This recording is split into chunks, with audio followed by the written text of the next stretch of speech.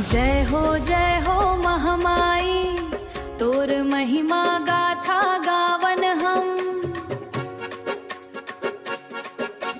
जोत जले तोर मंदिर माँ, माया के दरिया पावन हम, माया के दरिया पावन हम।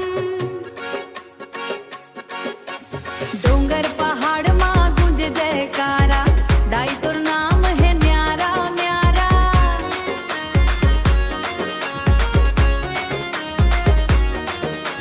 दुखिया मन के आस तय हंस, संकटे हर लेबे के बारा। जय दुर्गा भवानी दाई, आशीष देवे सबला माई। तोर चरण माँ सिर नवावन, माया बरसे अमृत धारा।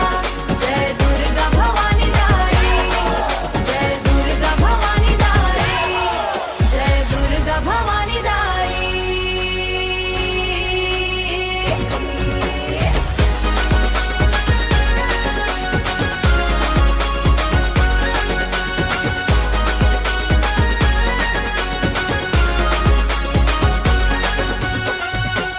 नौ दिन जोत जमारा जागे, भक्त मन तोर सेवा लागे।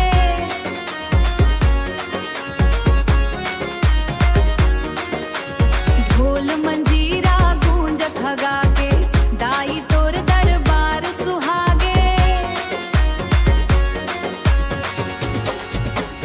अन्नपूर्णा रूप धर के, भूखे मन लान देथास। दुख संक सब दूर भगा के, सुख के ज्योत